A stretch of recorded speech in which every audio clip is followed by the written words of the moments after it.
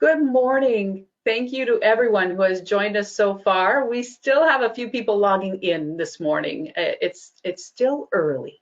So we're going to give them a minute or two to get settled and then we will get started. So stay tuned. We'll be right back.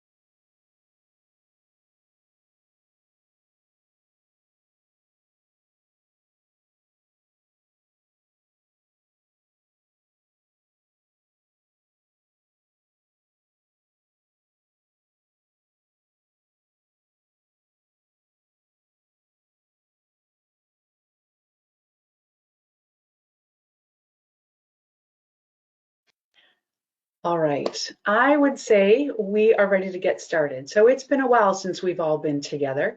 My name is Karen Peacock, and I am the Senior Coordinator of Workforce Development and Industry Training for Destination Northern Ontario and Tourism Excellence North. On behalf of Destination Northern Ontario and Nature and Outdoor Tourism Ontario, thank you for joining us for Spring Training Week as we prepare, hopefully, for the reopening of Ontario. COVID-19 has created challenges for tourism businesses and operators around the province, and now more than ever, it is essential to be ready for reopening, recovery, and resilience. Our first webinar of the week is Reinventing Tourism, Resilience, Adaptive Capacity, and Vulnerability. Before we begin, I'd like to just begin by acknowledging we are on the traditional territories of the Anishinaabe and the Mushkegowuk. So Destination Northern Ontario and Nature and Outdoor Tourism Ontario would like to acknowledge the First Peoples on whose traditional territories we live and work. DNO and NOTO are grateful for the opportunity to have our offices located here and thank all the generations of people who have taken care of this land. Our office is on Robinson Huron Treaty Territory, and the land is the traditional territory of the Anishinaabe. Northern Ontario is home to many diverse First Nations, Inuit, and Métis peoples, and as settlers, we recognize the historic connection that Indigenous people have to these territories. We appreciate the contributions they have made in shaping and strengthening these communities, the province, and the country as a whole. Destination Northern Ontario, Nature and Outdoor Tourism Ontario, and the Indigenous tourism industry honor and respect the historic significance of Northern Ontario has to offer to Ontario and to Canada. We are both thankful that the original tour guides of these lands welcomed and continue to welcome us all to their territory. So without further ado, today's webinar is being presented by Joe Baker, Systems Leadership and Integrated Strategy Advisor with Ontario Tourism Education Corporation, or OTEC as we lovingly call it. And to note, we have Emma Dixon, Assistant Manager Client Solutions from OTEC, who's behind the scenes online with us today and here to assist Joe in answering your questions. So as you type in questions today, you'll see answers coming back, and those will be from Emma. So just a couple of housekeeping topics before we begin. Today's webinar is being recorded. We'll be able to share a link with you after the event is complete. And we welcome you to revisit the content, of course, yourself and share it with colleagues as well. We also invite your comments and questions today. So please look at the Q&A box on your screen. If you think of a question for Joe at any point, just type it in there. Emma's going to be there to answer those questions during the presentation. And if time permits, we'll open it up at the end for questions directly to Joe at the end of the event. And following today's webinar, you will receive a brief survey in your inbox. We kindly ask you to fill that out and provide us with that all-important feedback that we need. All right, so let's get started. At this time, I'm going to hand the floor over to Joe, who's going to start today's presentation. Joe, it's all yours.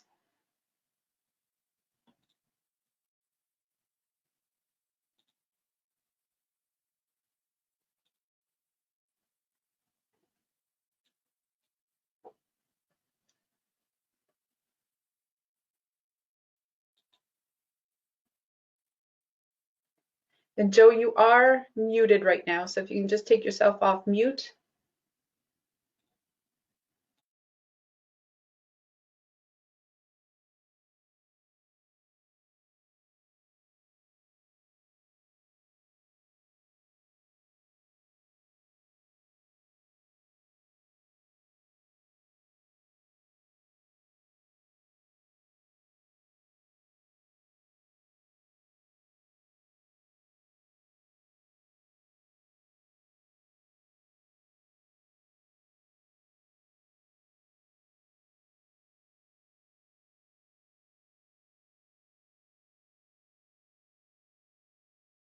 There we go. How's that?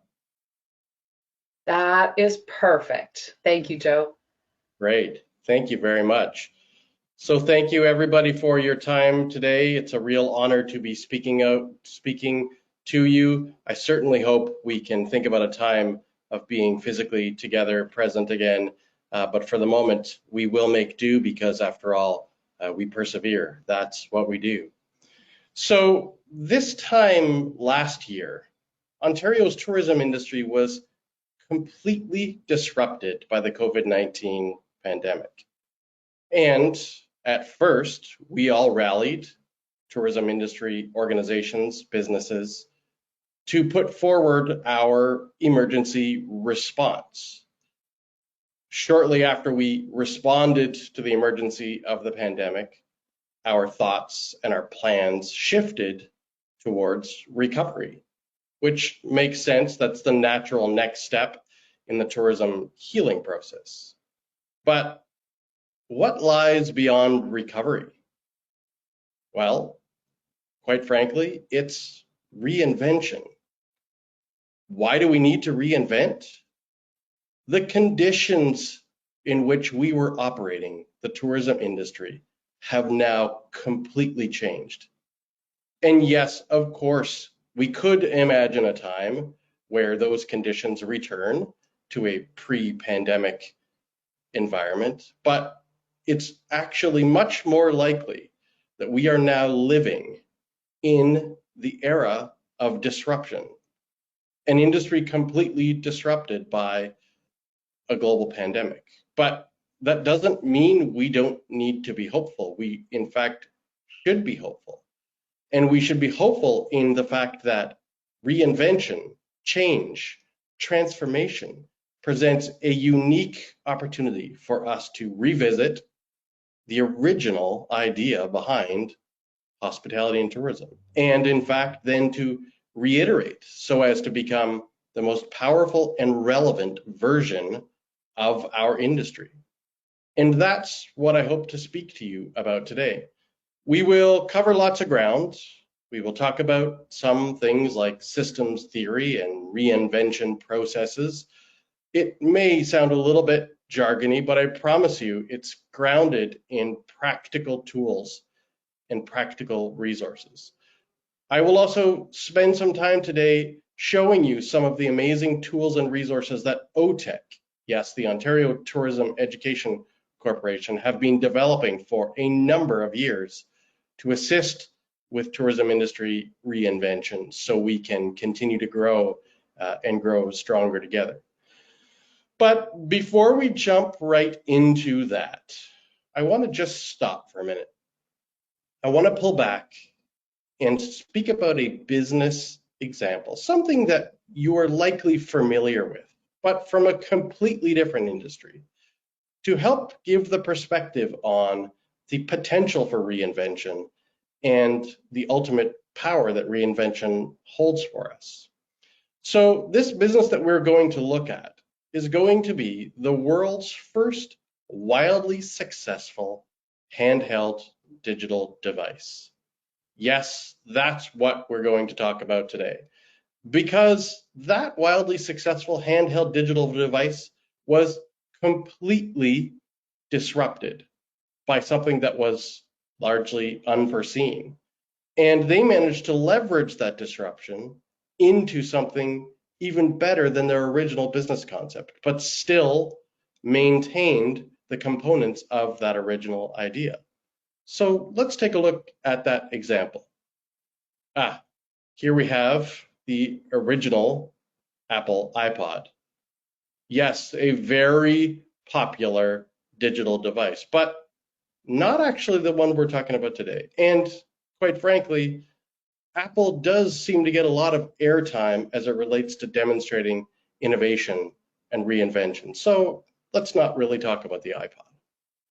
All right, here we have the BlackBerry, a bit more close to home and certainly something that was trailblazing, but also actually not the world's first wildly successful handheld digital device. And to a certain extent, known for not being able to reinvent itself, hence it's falling off the radar as a go-to digital device.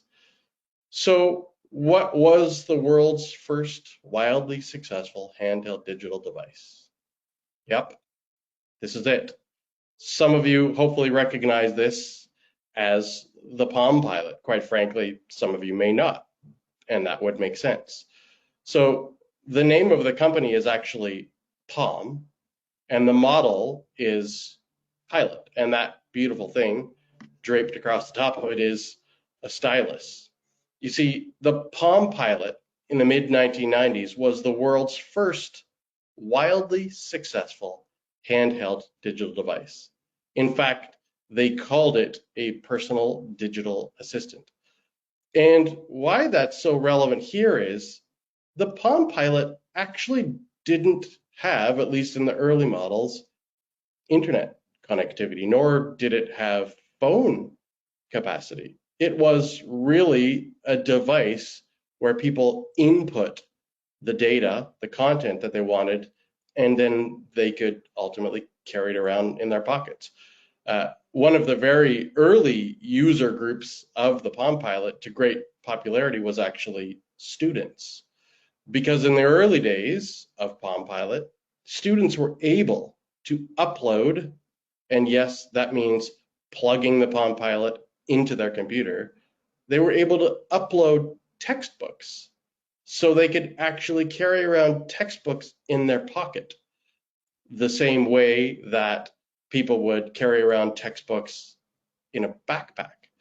So the Palm Pilot had the ability to carry around a lot of data, but it was actually the transfer of that data from one device to another that really sparked an innovation. You see, those early users wanted to find a way to transmit money from one device to another. So the founders of Palm ultimately created a software program that could transfer money from one device to another.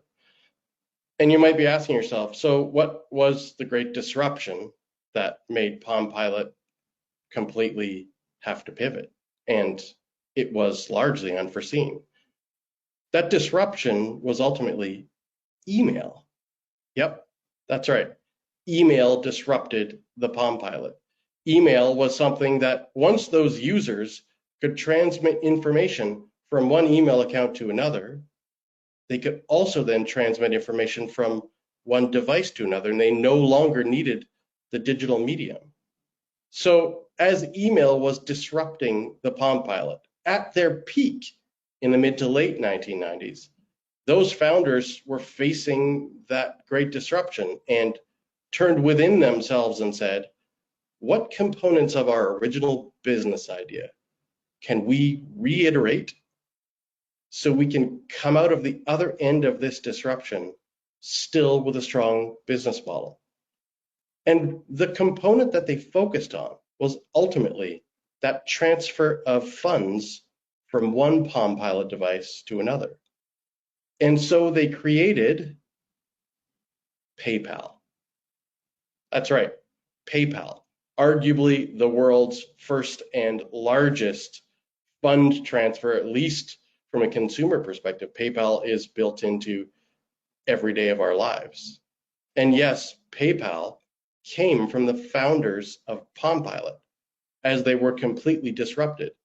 And they came largely as a result of the oncoming of e-commerce in the form of another web platform that was hugely popular at that time, which ultimately was eBay. You see, you really couldn't buy or sell anything from eBay without going through PayPal.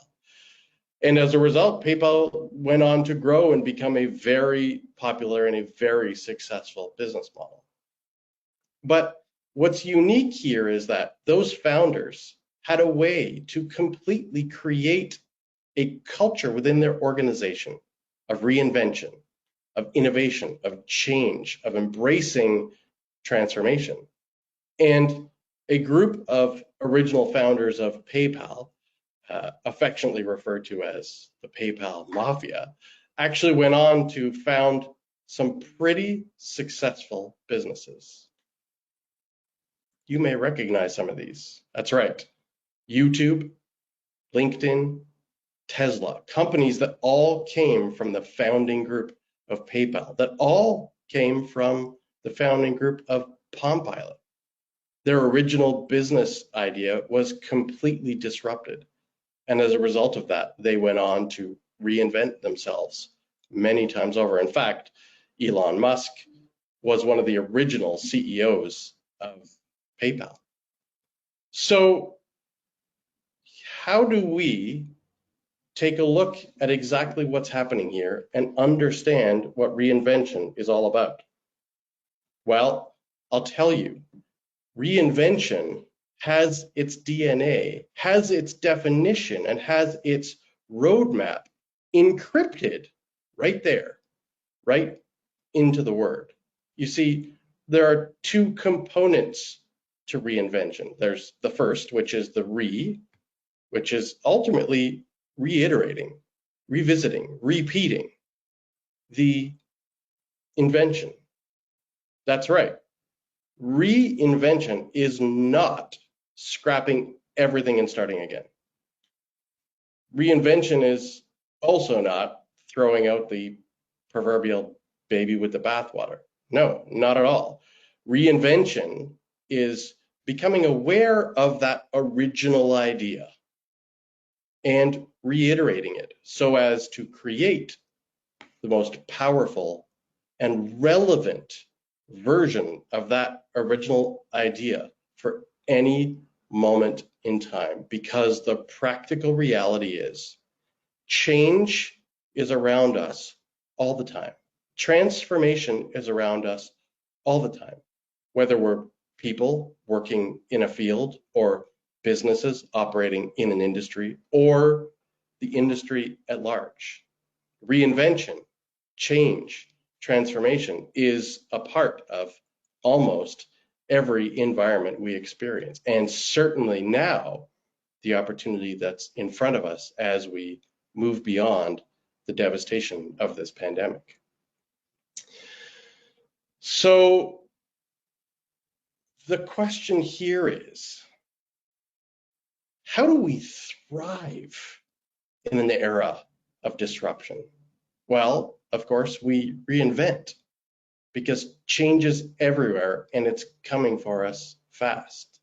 And the key here is, in fact, thriving in that era of disruption. So Joe Jackman, author of The Reinventionist Mindset, is a very successful business reinventionist and a reinvention consultant who moves from one organization to another, helping them ultimately reinvent. And some of you may recognize him because, interestingly, he was a keynote presenter at the Restaurants Canada show just before the pandemic, spending lots of time talking about the fact that change was coming for us fast, whether we liked it or not. Little did he know, and quite frankly, little did many of us know, that the disruption that we were talking about wouldn't come in the form of technology, but ultimately would come in the form of biology and the devastation of the global pandemic. There are some really good news stories here. And one ultimately is that we, the Ontario tourism industry, Ontario tourism businesses, and the professionals who make up this great industry have a partner in reinvention. We have a partner in change and a partner in success, and that partner ultimately is OTEC, the organization that I'm working for right now. See, the Ontario Tourism Education Corporation was founded about 30 years ago. So we've been around for 30 years. And OTEC was founded somewhere between the Ministry of Tourism at that time and the Ministry of Labor or Skills Development. And they were founded with a mandate to help Ontario's tourism industry grow and thrive through workforce development. We need a strong, resilient workforce to ensure a strong and resilient Ontario tourism industry. And the great thing about OTEC is an expert in research. We're an expert in understanding and applying systems theories to ensure that we are ultimately successful in building capacity across this province. And none of that is anything you particularly have to worry about right now, but it should give you a certain amount of confidence that there are people who have been working behind the scenes for many, many years, helping us prepare for the exact moment that we're in right now. So as we go through this presentation, I will be sharing some of the tools and resources that OTEC has been developing over the last 3 decades. And as mentioned at the top, I have a couple of my OTEC colleagues monitoring the question and chat box, and they will be sending out resources. And if you don't get what you're looking for right here, right now, we are all accessible shortly after this presentation, and OTEC isn't going anywhere. So my first recommendation, ultimately, I'm going to recommend 3 books. If you read, if you listen, I prefer audiobooks, 3 of them. The first is The Reinventionist Mindset, a very useful tool. So we understand what reinvention is and ultimately why we need to reinvent ourselves. So I'm going to ask now, so who needs to reinvent tourism? Because that's a pretty tall task. Well, there are 3 layers of reinvention that I think are important for us to discuss. First of all, unlike other businesses, tourism actually has people at its core. Yes, of course, we leverage technology and we leverage infrastructure, but at the end of the day, the tourism industry is centered around tourism professionals delivering on their contribution to the tourism experience. Beyond the tourism professionals lies the tourism businesses, because of course, there aren't very many tourism businesses that aren't built around the people of those organizations. And then the third layer, beyond those tourism businesses, is the tourism industry at large. So asking that question again, who needs to reinvent tourism? Well, the tourism professionals, the tourism businesses, and the tourism industry all need to go through a process of reinvention. But they reinvent different components of who they are and what they contribute to this industry. You see, tourism professionals have the incredible opportunity in front of them now to reinvent their skills for a future that we are now living. Tourism businesses have the opportunity, and I would say the necessity, to reinvent their strategies. And the tourism industry at large has an opportunity here and now has a requirement to reinvent its policies. But change, true transformation, is very rarely top down. This is not about policies informing strategies and strategies informing skills. This is in fact about change. It's about transformation. It's about reinvention.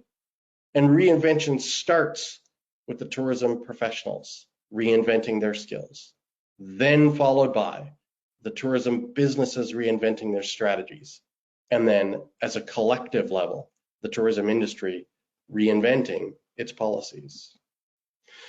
So, well, how do we then go about reinventing tourism? I am going to share with you a systems theory, ultimately 3 elements of reinvention. Now, this is not specific to tourism, not at all. This is specific to reinvention.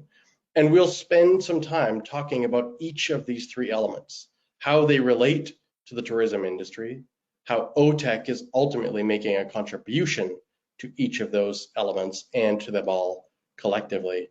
But then also where else you may see in your life and in the spaces around you the presence of the elements of reinvention. So there are ultimately 3 of them. Resilience is the first, though this is not a linear process. This is not about steps, but resilience is always present through the change, transformation, and reinvention process. Adaptive capacity, that capacity to adapt, is ultimately always present in reinvention. A lot of times we call it growth. And then vulnerability. You see, when resilience, adaptive capacity, and vulnerability are combined, there is inevitably an intentional shift, a change, a transformation, and reinvention. So we are going to go through and talk about what each one of those means, how it relates to you, and how OTEC is contributing to that reinvention process. So what is resilience? Actually, such an interesting question, because I would say we have been hearing a lot about resilience in the first year of this pandemic, and I would argue that the Canadian tourism industry at large has embodied resilience through this very challenging time. So, when was the last time you sat back and reflected on what resilience actually means to you? Let's go to the experts, as always. Adam Grant, author of Think Again. There it is, my second recommendation for you.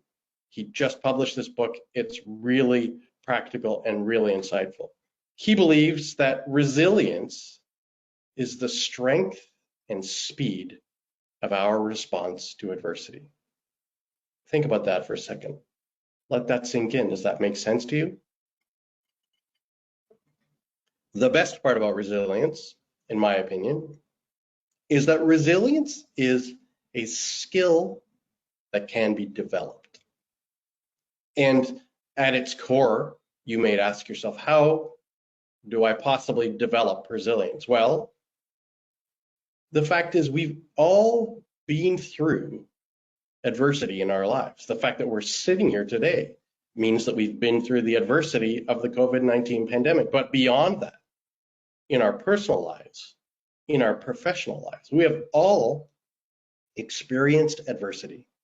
We've all gained strength, and we've all learned how to respond to that adversity. So if you're trying to understand how to build and how to develop your resilience, think about how you got through adversity the last time you experienced it, or the many times in your life you experienced it. And quite frankly, practice that. Do it again. What was it that got you through? Was it talking to people you trust?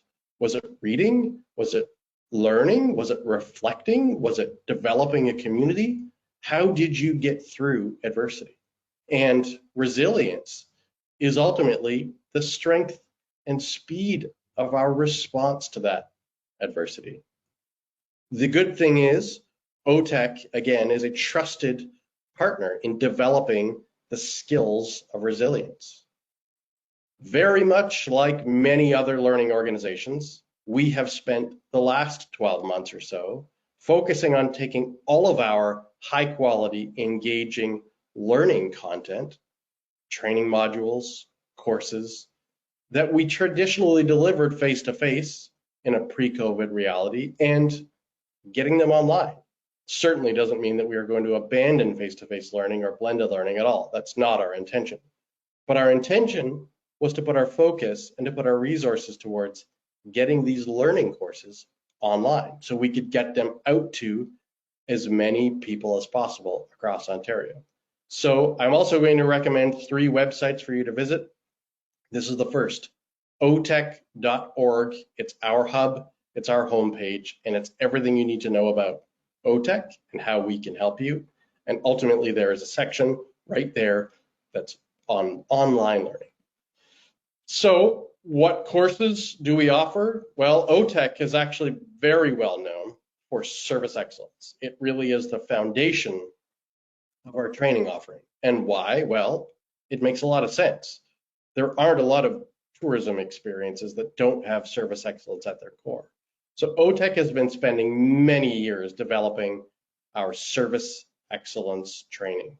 And so we have now some online versions of that service excellence training that are very modern, very accessible.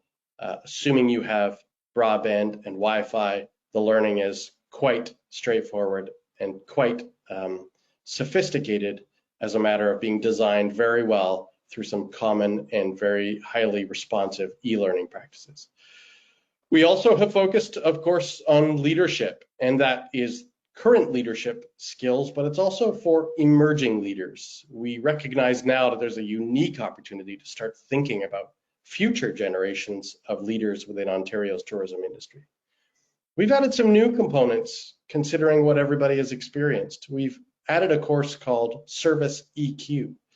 EQ, the emotional quotient, is ultimately a reflection of emotional intelligence. Emotional intelligence is just a set of emotional and social skills that are required for success. So we've helped our learners integrate principles of emotional intelligence within their service training, as well as their service excellence programs and leadership programs.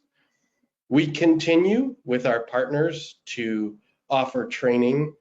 It's Your Shift is a great course, and It's Your Shift helps learners focus on sexual harassment intervention on the front lines of tourism. So we can contribute to both positive workplace cultures, but also to positive cultures collectively amongst our guests. Yes, of course, there are a lot of courses there that are available focused on health and safety. It's never been more important to follow safety practices. We have a course called Disinfect Right, developed with our partners, that also ensures that you are following all of the safety protocols that are required in today's tourism industry. And really, that's just the tip of the iceberg. We offer custom online learning courses, whether you're an individual looking to take a one-off course, whether you're a business looking to put your entire team through training, or whether there are industry needs at large, which we will address later in this presentation. OTech has a training solution that is specifically focused on building your resilience. So please take a moment to look at that website. Okay, moving on to the second element of reinvention, adaptive capacity. Look at those words. What is adaptive capacity? Well, quite frankly, adaptive capacity is our ability to grow. So here's a working definition for you. No, adaptive capacity is not my idea, but I find that this definition really helps frame the power of adaptive capacity. Adaptive capacity is ultimately the ability of an individual or group to realize change. And you will start to notice, once we move beyond resilience, people will start to talk about building capacity. And yes, building capacity is vital, but pull back for a second and ask yourself, what is capacity? Capacity ultimately is our breadth, our ability to handle whatever comes at us. A lot, yes, capacity is important, but if we are truly now thriving in an era of complete disruption, and we are going through a process of reinvention, change, transformation continually now, it's our capacity to adapt, to realize that change, that will ultimately make us successful. It's the growth. And that applies to an individual and it applies to a group. So this could be just for you. This could be for your friends, for your family, for the business that you work in. Adaptive capacity is the ability of an individual or a group to realize change. And when talking about OTEC's history and OTEC's presence in the Ontario tourism workforce development industry, we have been working very hard over the past number of years to build a capacity network across this province to ensure that we could provide localized regional labor market solutions to ensure that the industry has a very robust and resilient workforce to deal with growth within the sector. This here second website I'm going to ask you to visit is tourismskillsnet.ca. That is Tourism Skillsnet Ontario. And Tourism Skillsnet Ontario is exactly what I just mentioned.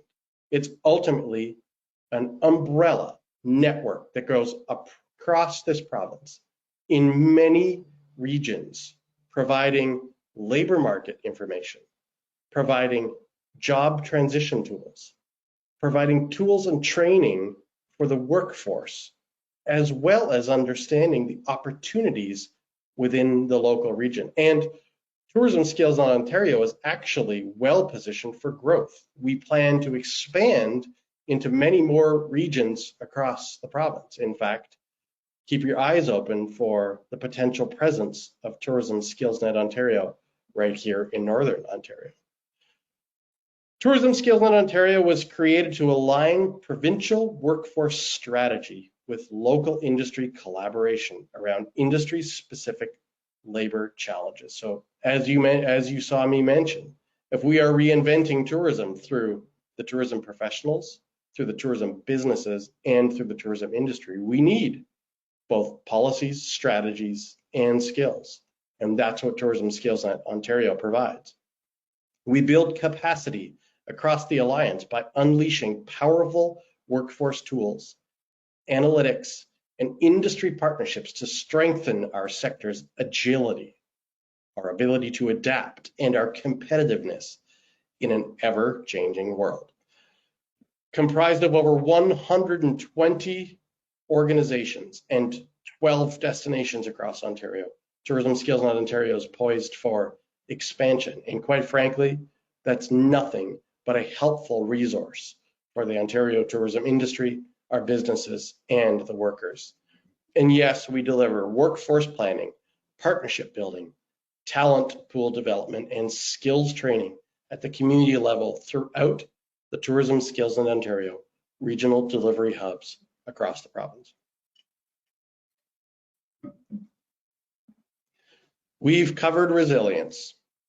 We've covered adaptive capacity. And now we arrive at the third element of reinvention, vulnerability.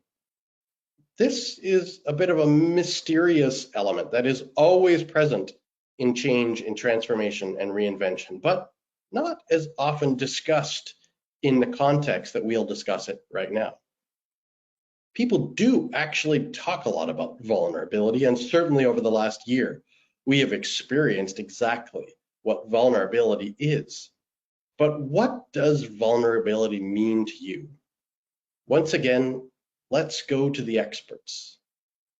Brené Brown, author of Dare to Lead, another very profound, impactful, and practical book, believes that vulnerability is embracing uncertainty, risk, and exposure. If this year has shown us anything, it has shown us that, in fact, we are living in a time of uncertainty, in a time of risk, and in a time of exposure. But that is not to say that we need to be fearful of those things. In fact, great growth and great opportunity is in front of us if we learn to embrace those elements: uncertainty, risk, exposure. That's what vulnerability is all about. And sometimes people believe that vulnerability is the opposite of resilience. You're either resilient and tough, or you're vulnerable and, well, Brene Brown argues that people sometimes believe that vulnerability is weakness. And that's just not true. It's just not the perspective that we need to be taking on as we embrace uncertainty, risk, and exposure. If vulnerability is the opposite of anything, I would say that vulnerability is the opposite of perfectionism.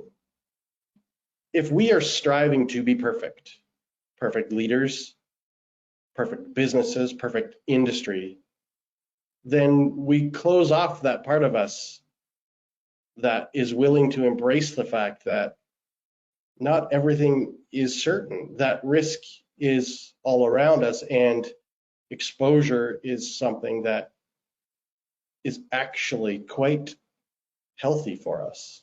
That's what vulnerability is. And these are incredible sources of insight. When was the last time you embraced uncertainty in your business? Yes, probably over the last year. But before that, how much time were you spending planning for operating in a risk environment or continuing to put yourself out there from an exposure perspective? Vulnerability is very important to us as individuals, as a trigger for growth, and as an element of reinvention.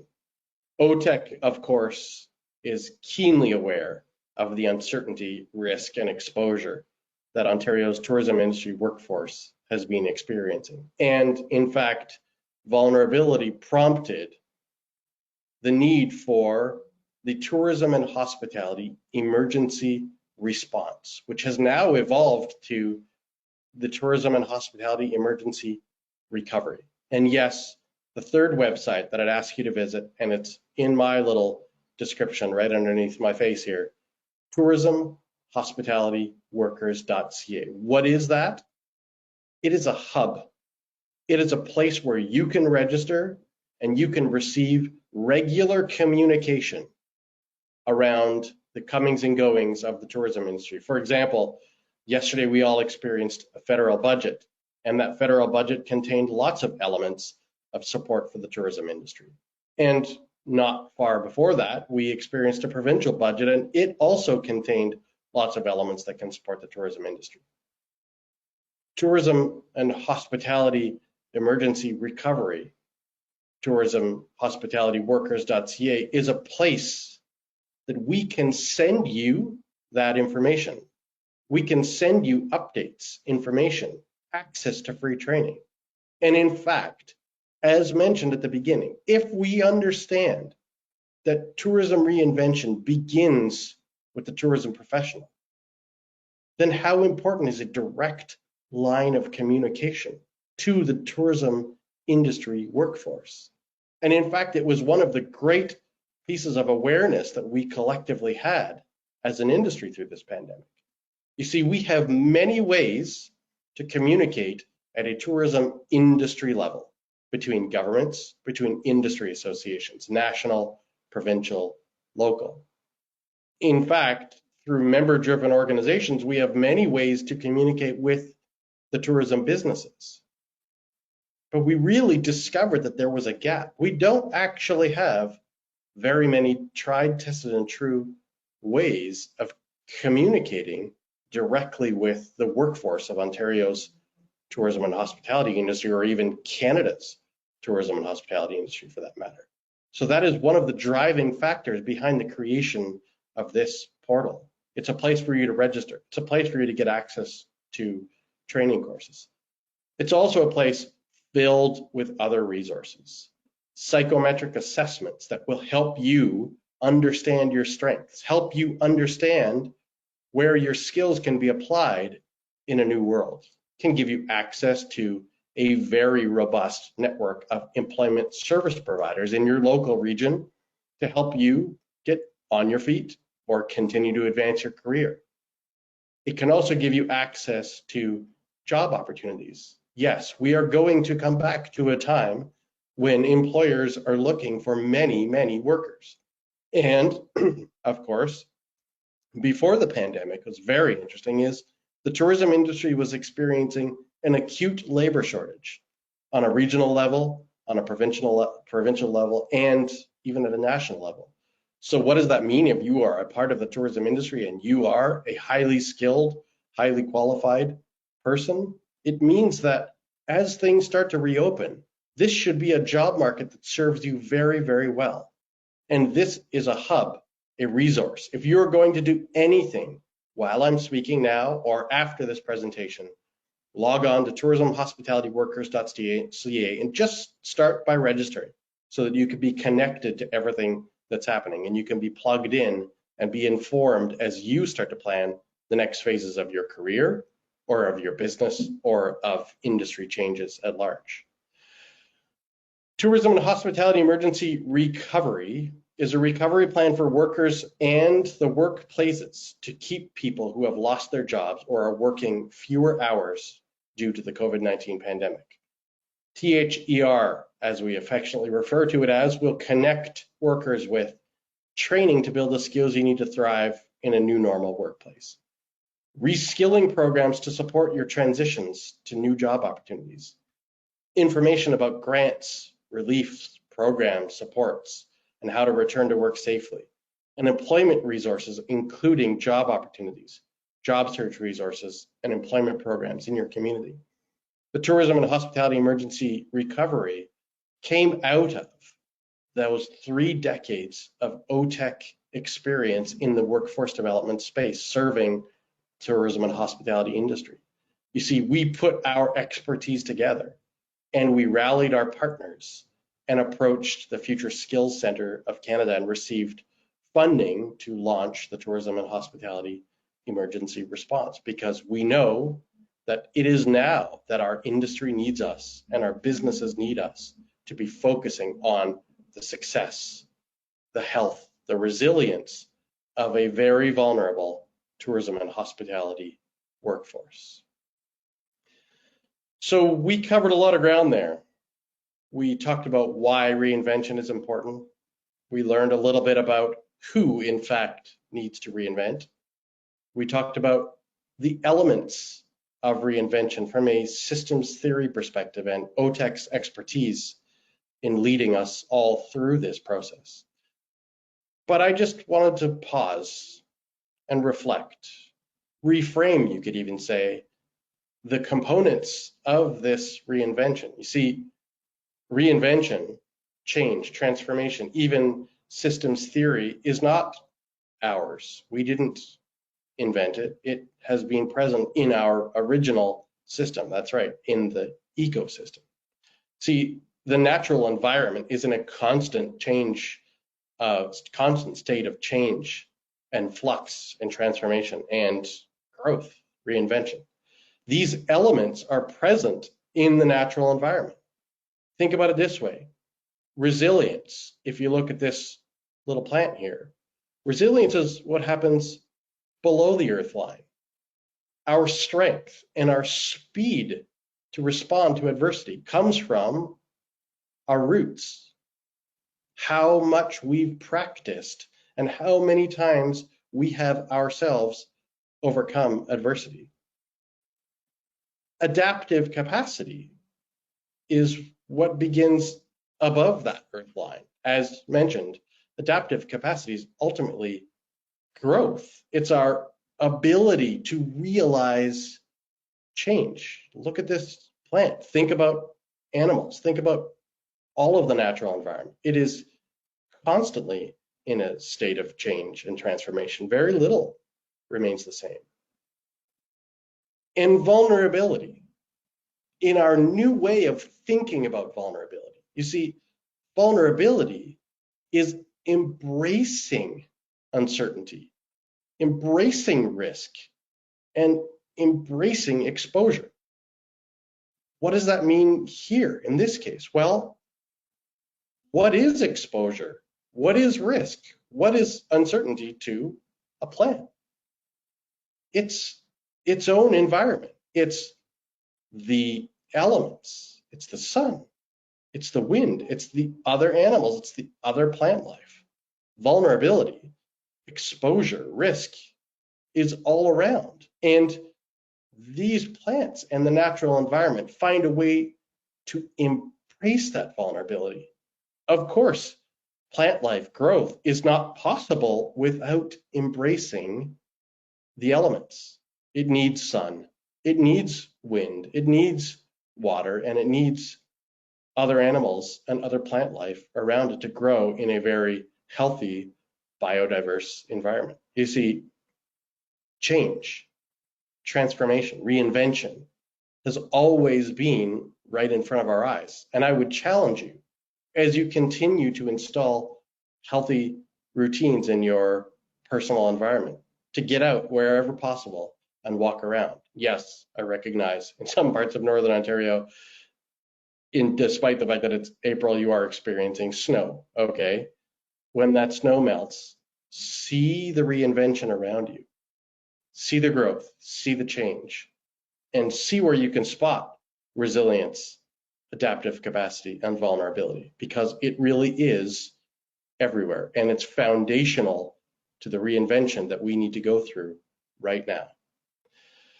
So you're asking yourself, okay, what does reinvention look like then for the hospitality and tourism industry, considering everything we have now learned and we now know? Well, let's go back to the experts. The surest way to stay true to who you are, company, brand, or even individual, is to reinvent so as to continually become the most powerful and relevant version of yourself. Again, reinvention is not about scrapping everything and starting fresh. Reinvention is not about out with the old and in with the new. The truth of the matter is, we need you as a professional, we need you as a business, and we need you as a collective industry to reinvent through a continual process so that you can become the most powerful and relevant version of yourself. This moment in time requires us all to be at our best. It requires us to reiterate, revisit, repeat our original ideas, our original versions of ourselves. And that's exactly what OTEC has been doing over the last 30 years. We live in a constant state of flux and change so that we can become powerful and we can become relevant and help you along your journey. So very much like reinvention has its definition and its meaning encrypted in the word. We've been doing a lot of stopping today. We've been doing a lot of reflecting, and we've been doing a lot of deep thinking. Have you ever stopped and asked yourself, what really is the original idea of hospitality and tourism? Who are we? What is it that we do? Why did the founders of this industry create these words, hospitality and tourism? Well, let's look at the word. Very much like reinvention, there are actually two components to the word hospitality. There's, of course, the hospital, and then, well, the ITY. Not particularly useful in this case. Why do people go to a hospital? They ultimately go to a hospital to seek care. That's right. The original idea, our invention as an industry, is about care. Now let's look to the other side of the ledger. It's also kind of interesting that the word tourism is very unique in that tourism has two components. There's, of course, the tour and the ism. Interesting. How many industries are actually an ism. And what is an ism? There are, of course, positive isms and negative isms. But if I was to say, let's discuss professionalism, what is professionalism? You'd say, well, it's being professional. Talked a lot about the natural environment. What about environmentalism? Well, it's being environmentally conscious. How unique is it that our industry is about being? So what is tourism? It's ultimately about being in movement. So if reinvention is about reiterating, revisiting, repeating our original idea to be the most powerful and relevant version of ourselves for this moment in time, we don't need to overcomplicate this. This doesn't need to be about systems theory and definitions. This needs to be about reiterating our original idea. So what is our original idea? The hospitality and tourism industry is all about taking care of people in movement. It's just that simple. We need to reiterate our original idea so as to become the most powerful and relevant versions of ourselves as tourism professionals, ourselves as tourism businesses, and collectively ourselves as the tourism industry. I want to thank you for your time. I know we covered a lot of ground. I know that we have all experienced great adversity over the last 12 months. I genuinely believe that there is hope on the horizon, and that's not just misplaced optimism. I believe that with a strong vaccine rollout, I believe with government resources being aligned and allocated the way they are, and I believe in the collective strength of the tourism people, the tourism businesses, and the tourism industry, that we will find our way to better days as we reinvent hospitality and tourism. And I want to leave you with one parting thought. You are not on this journey alone. We know that you got this. And ultimately, along your way, we're here for you. Thank you very much. Thank you, Joe. I think you have given us all a lot to really think about this morning. I do have one question. If you, we've still got 4 or 5 minutes here. If you would be so kind as to take a question. Absolutely. Peter asks, as a supplier of internationally sourced personnel for the hospitality sector in Canada, I see that full-time reliable staffing is priority one for our industry. I feel a responsibility to share my services with as many organizations as possible. What is the single most important step I should take to reach out to those in need? That is a great question, and I would advise Peter to reach out to his local industry association. I truly believe that if we are to get highly skilled professionals into workplaces in regions beyond our immediate reach, that we should be reaching out to industry associations such as Tourism Industry Association of Ontario or even Destination Northern Ontario.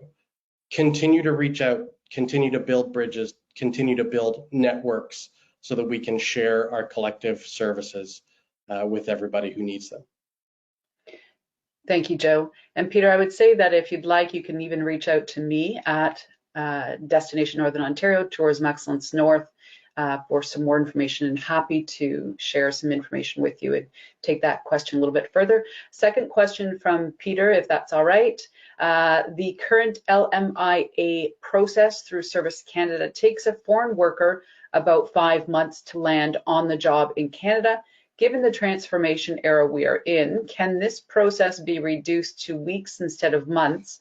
And if so, what would the reinvention practically look like? certainly.